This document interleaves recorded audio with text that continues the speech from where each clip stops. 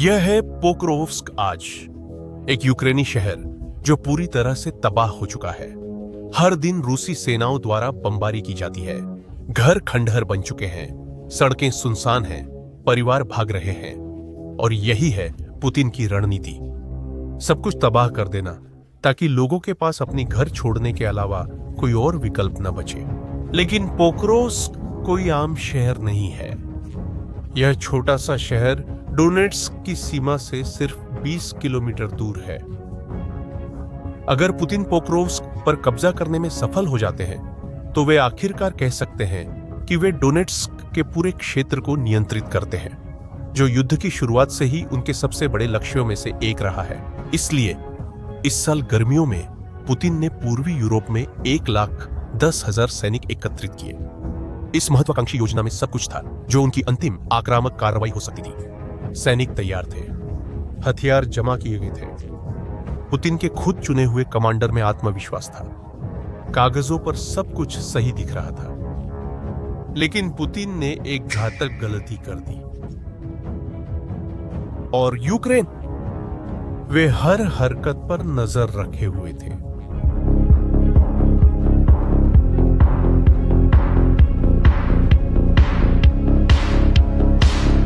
अड़तालीस घंटों में गर्मी का सबसे बड़ा रूसी हमला राख में बदल गया।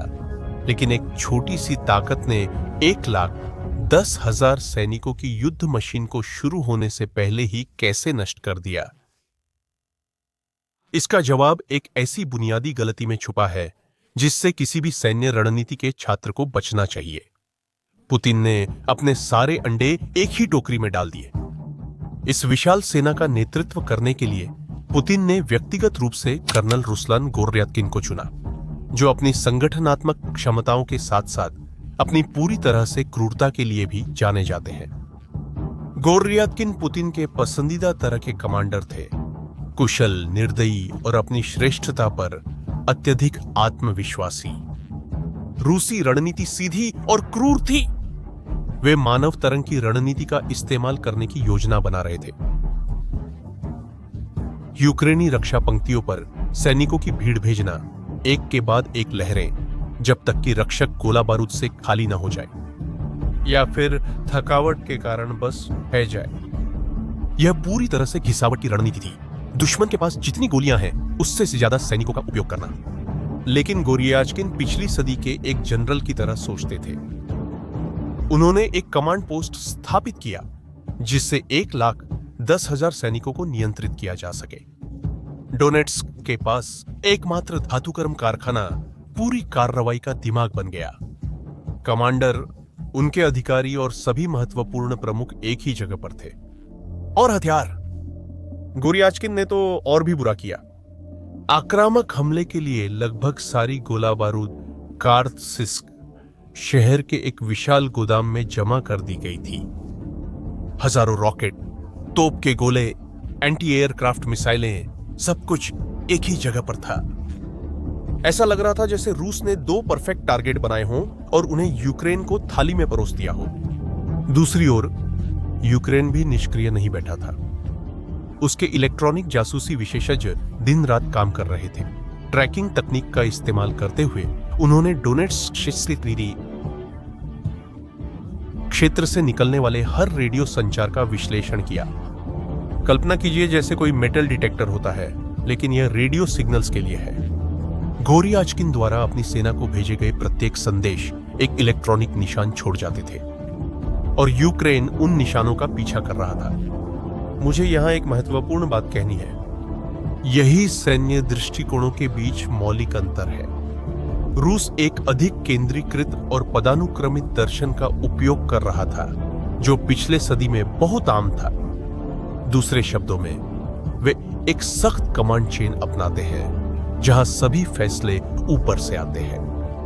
वहीं यूक्रेन एक आधुनिक और लचीले नेटवर्क की तरह काम कर रहा था, जहां जानकारी तेजी से प्रवाहित होती है और फैसले कई स्तरों पर लिए जा सकते हैं।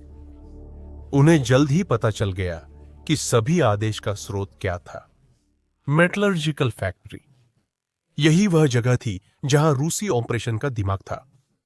अधिकृत क्षेत्र में यूक्रेनी सहयोगियों ने इस जानकारी की पुष्टि की।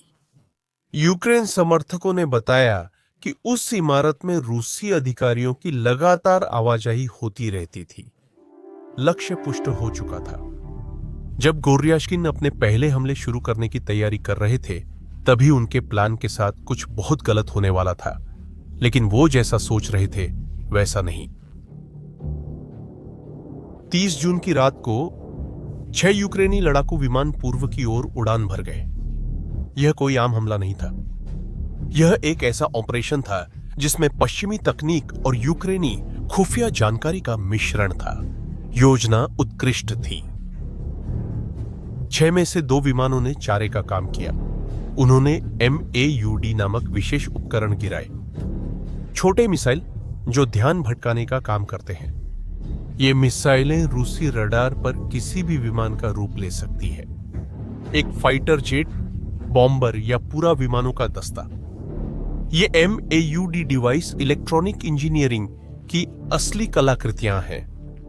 ये 900 किलोमीटर से भी ज्यादा दूर तक उड़ सकते हैं। ये विशालकाय विमानों की रडार सिग्नेचर की सटीक नकल कर सकते हैं। प्रत्येक माल्ड एक इलेक्ट्रॉनिक अभिनेता के समान है जो युद्ध के मंच पर कोई भी किरदार निभा सकता है। रूसी रडार इन नकली लक्ष्यों पर ध्यान केंद्रित करने लगे और महंगे मिसाइलों को इलेक्ट्रॉनिक भूतों पर दागने लगे। इसी दौरान बाकी 4 यूक्रेनी लड़ाकू विमान दूसरी तरफ से पास आ रहे थे और पहचान से बचने के लिए नीचा उड़ रहे थे। और फिर उन्होंने स्टॉर्म शैडो दाग दिए। ये ब्रिटिश मिसाइलें वाकई में जबरदस्त हथियार हैं। ये 250 किमी से अधिक दूरी तक उड़ सकती है, रडार पर लगभग दिखाई नहीं देती है और इनमें विशेष ड्यूल फेज विस्फोटक चार्ज होता है जिसे ब्रॉच कहते हैं। ये लक्ष्य को भेद कर अंदर से विस्फोट करती है। इन्हें विशेष रूप से बंकरों और मजबूत ढांचों को ध्वस्त करने हेतु डिजाइन किया गया है। मिसाइलों ने रात के आसमान को चीर दिया। ये कुछ सेकंड्स बहुत तनावपूर्ण थे। गोर्याचकिन को बिल्कुल अंदाजा नहीं था कि मौत उसकी ओर आ रही थी। विस्फोट भयंकर था। सोशल मीडिया पर फैक्ट्री के जलने का वीडियो वायरल हुआ। गोर्याचकिन का खुद का कमांड पोस्ट भी नष्ट कर दिया गया था।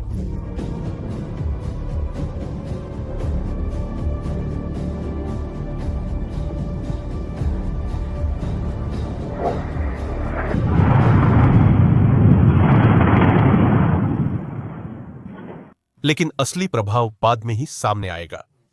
गोर्याचकिन और उनके अधिकतर अधिकारी मारे जा चुके थे।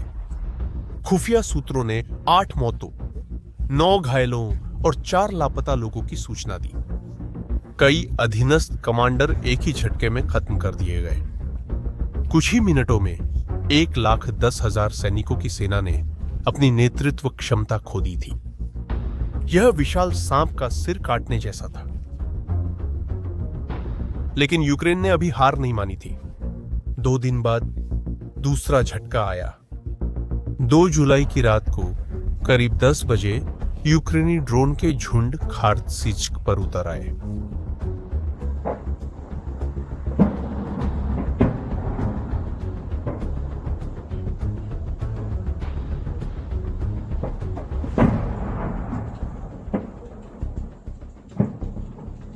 इस बार यूक्रेन की सुरक्षा सेवा हमले का नेतृत्व कर रही थी।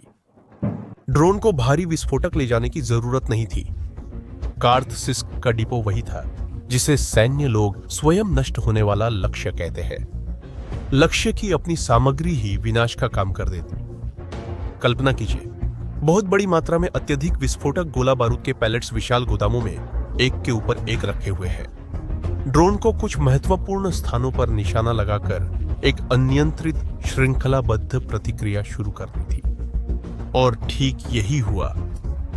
पहले धमाके छोटे थे, लेकिन वे बहुत जल्दी फैल गए। हर धमाका और गोला बारूद को उड़ा देता था, जिससे और धमाके होते थे और यह विनाशकारी चक्र घंटों तक चलता रहा। स्थानीय गवाहों ने उस दृश्य को धरती पर नरक जैसा बताया।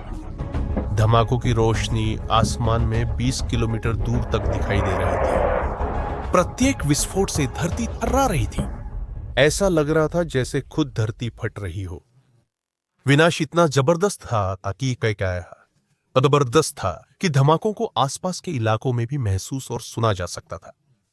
रिहायशी लोगों ने बताया कि हर नए धमाके के साथ उनकी खिड़कियां कांप उठती, जिससे रात भर एक अंतहीन डर का माहौल बना रहा।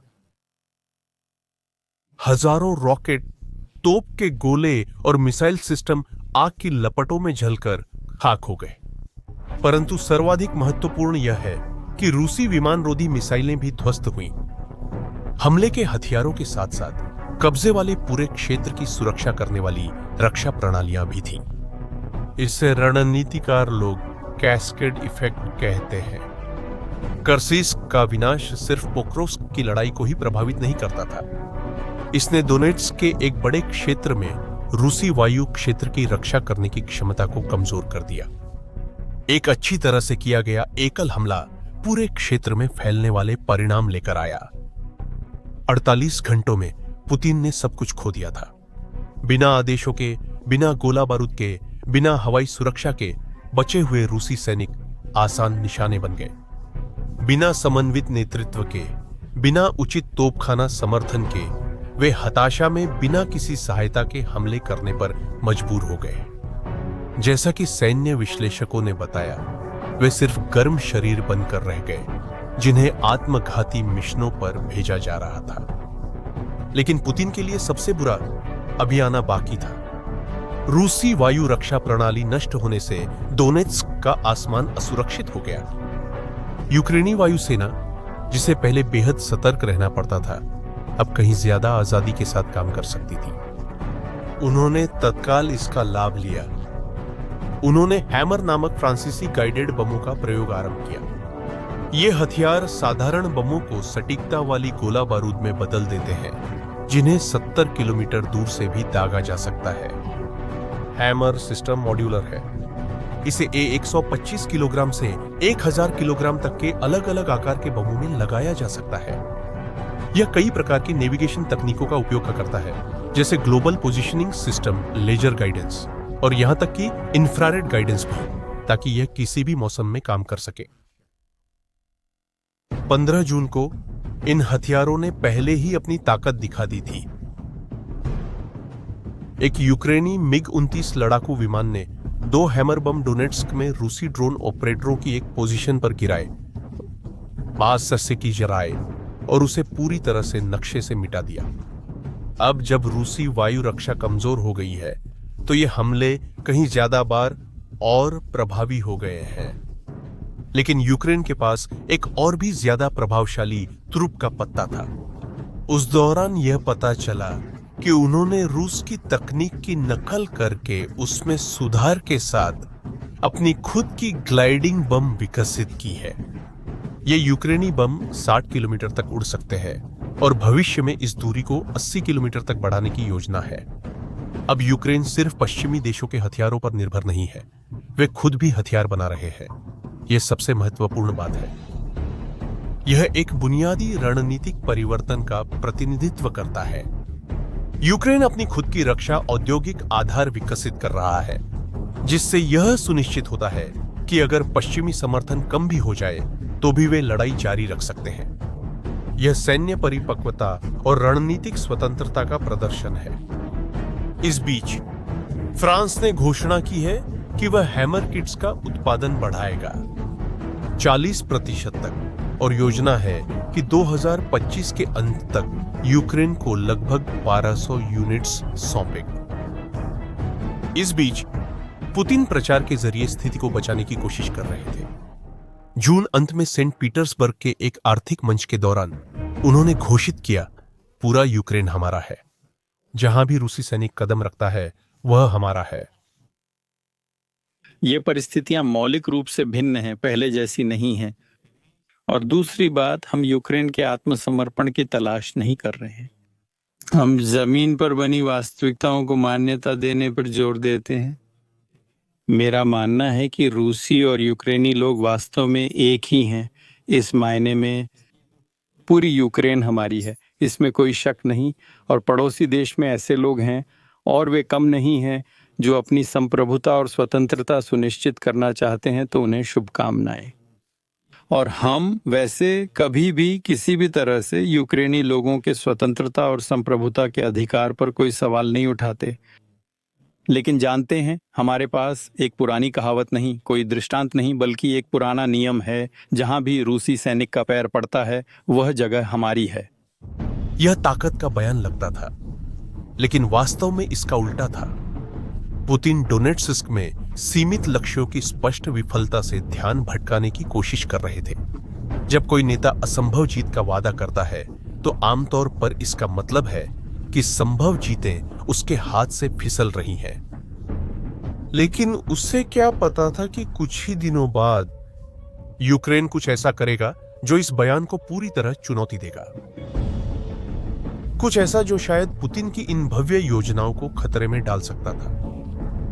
14 जून को इन धमाकेदार बयानों के बीच यूक्रेनी राष्ट्रपति वोलोदिमिर जेलेंस्की ने अपनी खुद की घोषणा की। आज मुख्य कमांडर ओलेक्सांडर सिरस्की ने मोर्चे की स्थिति और हमारी सक्रिय कार्रवाइयों के बारे में एक रिपोर्ट दी। पोक्रोव्स्क की दिशा और हमारे सुमी क्षेत्र, विशेषकर उसके सीमावर्ती इलाकों की ओर विशेष ध्यान देने की आवश्यकता है। हमने रूसी सैनिकों को खदेड़ने में सफलता पाई। मैं हमारी उन सभी इकाइयों का धन्यवाद करता हूं जिन्होंने ये हासिल किया। इन दिनों के कारनामों के आधार पर 22वें 25वें अलग अलग आक्रमण रेजिमेंट के योद्धा हमारी विशेष कृतज्ञता के पात्र हैं, खासकर सुमी के सीमावर्ती क्षेत्र और एंड्रीवका की मुक्ति के लिए। आप सभी का बहुत बहुत धन्यवाद। वह एंड्रीवका की बात कर रहे हैं, एक छोटा सा गांव जिसके बारे में आपने शायद कभी नहीं सुना होगा, लेकिन जिसने इस युद्ध के लिए पुतिन की गणनाओं को पूरी तरह बदल दिया हो सकता है। और अब मैं आपको बताऊंगा कि क्यों। एंड्रीवका की आजादी के महत्व को समझाने के लिए मुझे आपको कुछ दिखाना होगा। क्या आपको फरवरी 2022 याद है, जब पुतिन ने अपना बड़ा हमला शुरू किया था? सुमी उन पहले इलाकों में से एक था जिस पर उसने कब्जा करने की कोशिश की थी, और यह संयोग नहीं था। सुमी यूक्रेन के उत्तर पूर्व में है, ठीक रूस की सीमा पर। पुतिन के लिए इस इलाके पर कब्जा करना मतलब कीव, यूक्रेन की राजधानी तक सीधा रास्ता मिल जाना था। यह तेज और निर्णायक जीत की रणनीति थी, लेकिन कुछ अप्रत्याशित हो गया। आक्रमण के पहले दिन, ठीक 24 फरवरी 2022 को रूसी सेनाएं सुमी में घुस गईं। उन्हें न्यून प्रतिरोध की आशा थी, जो एक विशाल भूल साबित हुई। उन्हें यूक्रेनी पैराट्रूपर्स और सशस्त्र नागरिक स्वयं सेवकों का सामना करना पड़ा, जिन्होंने कड़ा विरोध किया। उन्होंने न सिर्फ प्रतिरोध किया, बल्कि शहरी युद्ध में रूसी टैंकों के पूरे काफिले को तबाह कर दिया। और इस शानदार उपलब्धि को हासिल करने के लिए यूक्रेनियों ने एक शानदार रणनीति अपनाई, जिसे सैन्य लोग गैर संलग्न मजबूत बिंदुओं की रक्षा कहते हैं।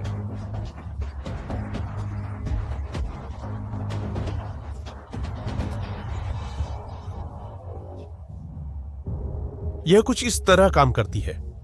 जब कुछ सैनिक मुख्य शहरों की रक्षा कर रहे थे, छोटे छोटे गुरिल्ला समूह ग्रामीण इलाकों में फैलकर रूसी आपूर्ति लाइनों पर हमला कर रहे थे। दूसरे शब्दों में कहें तो ऐसा था जैसे उन्होंने एक सैन्य मकड़ी का जाला बना दिया हो, जिसने रूसियों को संगठित होने से रोक दिया। और क्या आप जानना चाहते हैं कि इसका परिणाम क्या हुआ? एक शब्द में कहें तो विनाशकारी। पुतिन की सेनाएं लगातार घात में फंसी रहीं, कीव की ओर तेजी से आगे बढ़ने में असमर्थ रहीं। और फिर अप्रैल 2022 में, सिर्फ 2 महीने बाद, रूसियों को पूरी तरह से सुमी से बाहर निकाल दिया गया। यहां हम एक महत्वपूर्ण बिंदु पर पहुंचते हैं, जो एक आम धारणा को पूरी तरह तोड़ देता है। कई लोगों का मानना है कि यूक्रेन केवल पश्चिमी सैन्य सहायता के कारण ही रूस का मुकाबला कर पा रहा है, परंतु वास्तविकता इससे बहुत भिन्न है। सुमी में मिली यह ऐतिहासिक जीत तब हुई थी जब यूक्रेन मुख्य रूप से सोवियत युग के पुराने उपकरणों, साधारण राइफलों और कुछ गिने चुने एंटी टैंक मिसाइलों के साथ लड़ रहा था जो उसे मिले थे। आज जैसा भारी पश्चिमी सैन्य समर्थन उस समय था ही नहीं। अब इसे जरा सोचिए, पुतिन को विश्वास था कि वह पूरी जंग को सिर्फ 3 दिनों में खत्म कर देगा। यही सचमुच रूसी योजना थी, कीव पर कब्जा करने और यूक्रेन को आत्मसमर्पण के लिए मजबूर करने के लिए 3 दिन। परंतु वह सर्वथा भ्रमित था। सुमी की वीरतापूर्ण रक्षा और देश भर में अन्य प्रतिरोधों के साथ ने इस उम्मीद को पूरी तरह से नष्ट कर दिया। यूक्रेन के उत्तर पूर्व में सुमी के गवर्नर ने बताया कि यह क्षेत्र रूसी सेनाओं से मुक्त है। यह घोषणा आज हुई, लेकिन अधिकारियों ने कहा कि इलाका अभी सुरक्षित नहीं है और कुछ जगहों पर अभी भी बारूदी सुरंगें हैं जिन्हें निष्क्रिय किया जा रहा है। रूस ने सुमी से बाहर निकलते हुए पूरे उत्तर यूक्रेन से अपनी सेना वापस बुला ली है। यह युद्ध पूर्णतः यूक्रेन की जीत थी, जिसमें सैनिकों और नागरिक स्वयं सेवकों ने साहस व कुशल रणनीति से संघर्ष किया, बिना उस उन्नत हथियारों के जो उन्हें बाद में मिलने वाले थे। यह तो तब हुआ जब दुनिया ने यूक्रेनियों की इस असली प्रतिरोध क्षमता को देखा। तभी पश्चिमी देशों ने बड़े पैमाने पर सैन्य सहायता भेजना शुरू किया। सुमी की जीत पश्चिमी समर्थन से परे एक महत्वपूर्ण उपलब्धि थी। इस जीत ने पश्चिमी देशों को यूक्रेन का समर्थन करने को प्रेरित किया और इसके महत्वपूर्ण परिणाम हुए। सबसे पहले इसने दुनिया को दिखा दिया कि यूक्रेन सच में लड़ सकता है और जीत सकता है, भले ही वह एक सैन्य महाशक्ति का सामना कर रहा हो। दूसरा, सुमी को यूक्रेन के नियंत्रण में बनाए रखना बहुत जरूरी था ताकि यूक्रेन 2 साल बाद प्रसिद्ध कुर्स्क आक्रमण शुरू कर सके, जिसमें उसने रूसी क्षेत्र में घुसपैठ की। और जानते हो एक बात, अब पुतिन कभी भी सुमी में मिली उस बेइज्जती को नहीं भूले। 2025 में उन्होंने पुनः प्रयास करने का निर्णय लिया। अब मुझे तुम्हें इस हालिया कहानी के हीरो से मिलवाना है, 125वें अलग असॉल्ट रेजिमेंट। इस यूनिट की उत्पत्ति दिलचस्प है, या कि यह यूनिट 8 मार्च 2022 को बनाई गई थी, रूसी आक्रमण के सिर्फ 2 हफ्ते बाद खार्किव के स्थानीय स्वयं सेवकों द्वारा, जो अपना वतन बचाना चाहते थे। शुरुआत में यह सिर्फ एक क्षेत्रीय रक्षा बटालियन थी, लेकिन जैसे जैसे उन्होंने युद्ध में अपनी बहादुरी साबित की, उन्हें तरक्की मिलती गई। जुलाई 2023 में वे जमीनी सेना की एक असॉल्ट बटालियन बन गए। फरवरी 2025 में उन्हें एक पूर्ण रेजिमेंट में विस्तार दिया गया। यह विकास दिखाता है कि कैसे नागरिक स्वयं सेवकों की एक इकाई यूक्रेन की सबसे डरावनी ताकतों में से एक में बदल गई। 225 डिग्री का युद्ध इतिहास बहुत प्रभावशाली है।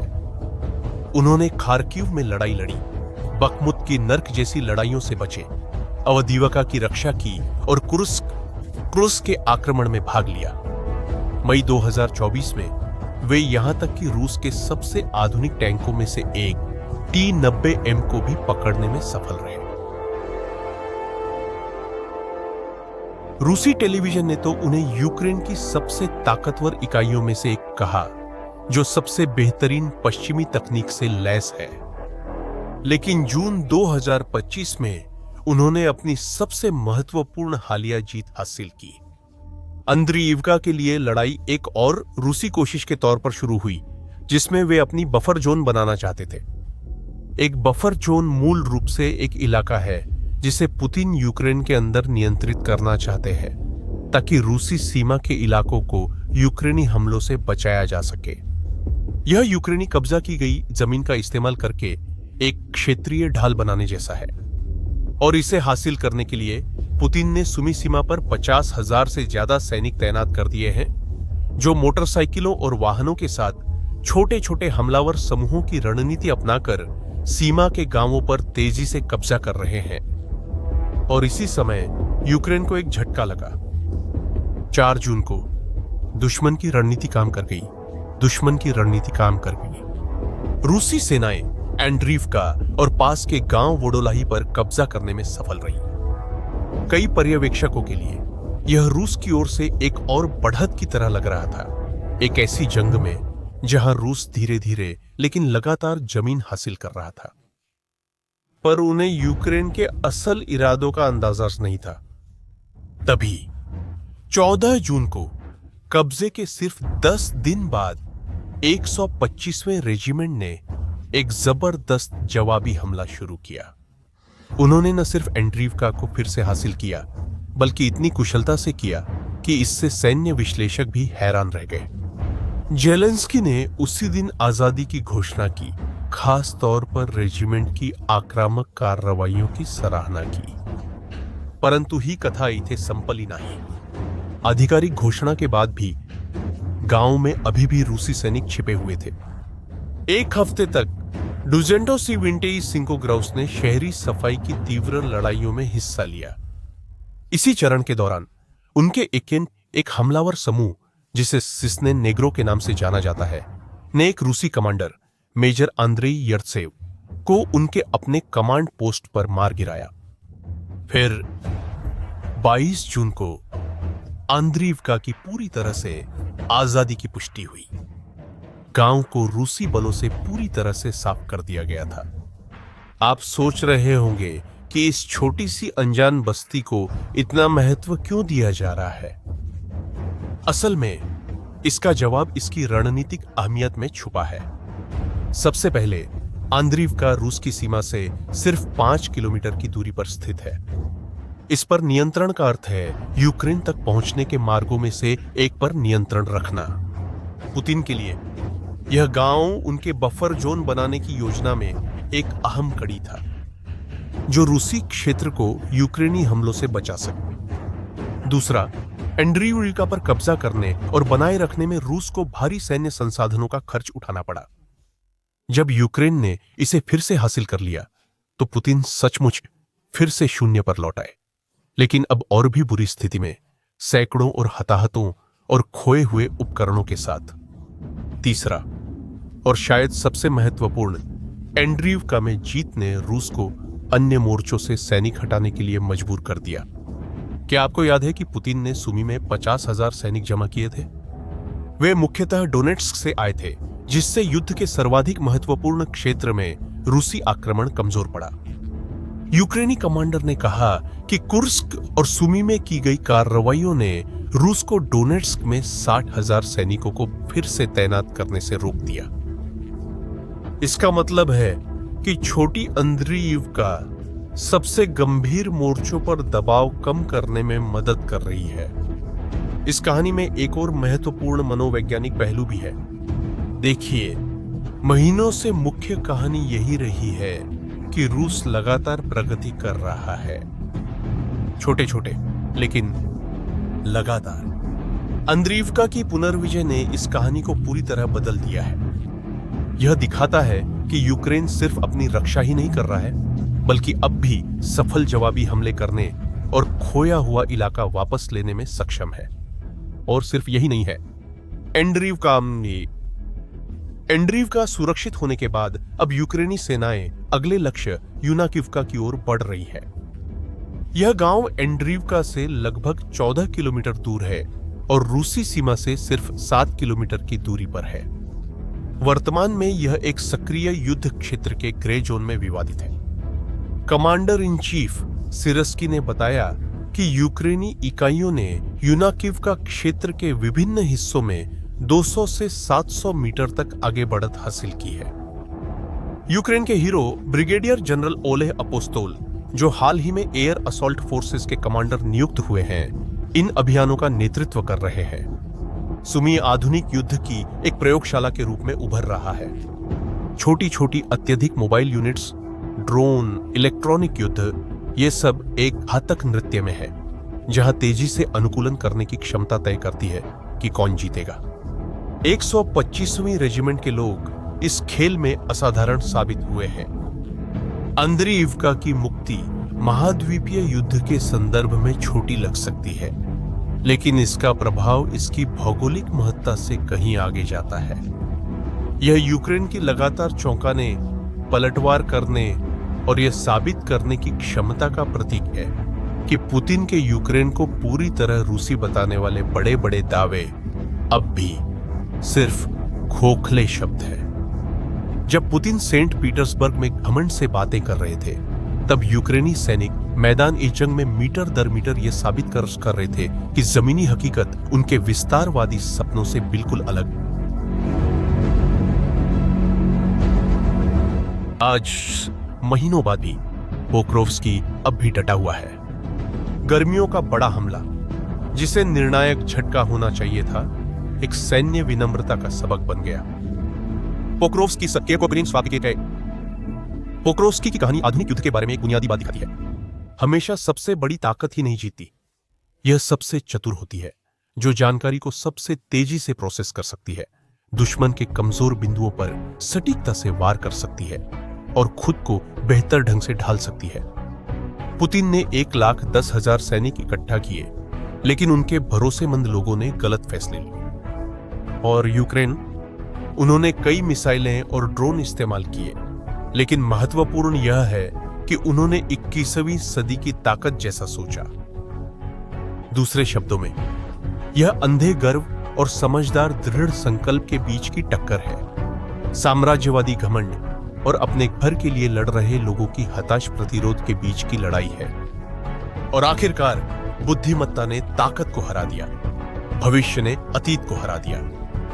आपका क्या विचार है युद्ध करने के तरीके में इस बदलाव के बारे में? जब बुद्धिमत्ता बल का स्थान ले लेती है, तो क्या हम सैन्य संघर्षों का भविष्य देख रहे हैं? अपनी राय कमेंट्स में बताएं। यदि यह विश्लेषण आपको प्रभावित करता है, तो इसे किसी ऐसे व्यक्ति के साथ शेयर करें जिससे समझना चाहिए कि आज युद्ध कैसे काम करता है। ऐसी और कहानियों के लिए चैनल सब्सक्राइब करें, जो दिखाती हैं कि दुनिया कैसे बदल रही है। अगले वीडियो तक के लिए अलविदा।